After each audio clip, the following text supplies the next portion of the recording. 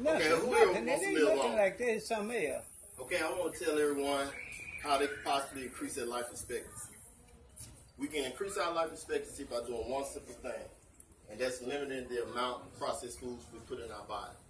Now, remember I said to limit the amount of processed foods that we put in our body, because really it's virtually impossible to not have some processed foods in your diet.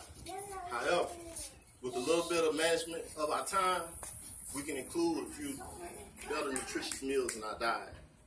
So I want to explain to you the chain that links depression, food addiction, and obesity due to the consumption of processed food. So first, I'd like to discuss to you and describe to you how processed foods can lead to depression. Anybody here ever heard of empty calories before? Nobody ever heard of that? Okay, empty calories is defined scientifically the lack of nutrition that your body consumes. So the way this works, your digestive tract absorbs food and it extracts it to every other organ in your body, including the brain. So if your body is consuming empty calories, it's nothing going to your brain. These are the components that could possibly lead to depression for a certain percentage of them.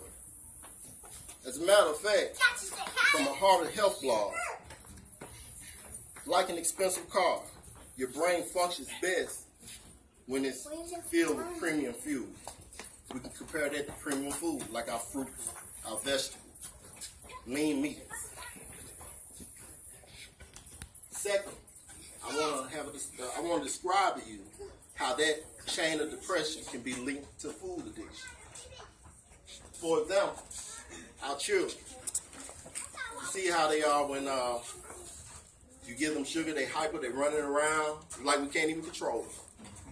That comes from refined sugars that are in food.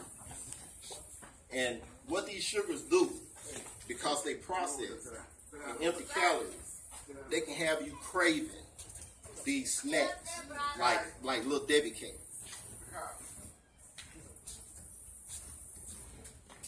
To prove that, from this book I read called Great Indian Diet.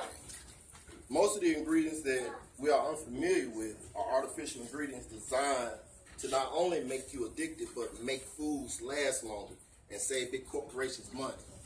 So, we have to look at this. Corporations, the FDA, they don't care about harming people. They approve anything if it's about money. So these are the reasons why we have to take our children into consideration when we feed them such foods. We have to really be careful about how we feed our children. Now I want to talk to you about how that chain links to obesity. Obesity has a lot to do with self-confidence. If you get into depression and you have a food addiction and you lacking self-confidence, you can overeat yourself to the point to where you start gaining weight. When you're in a condition like that, it keeps you from being able to burn these calories off, which can cause weight gain.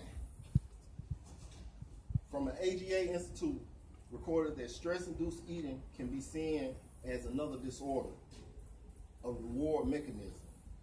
Reward from comfort food is considered an attempt at self-medication to relieve negative emotion.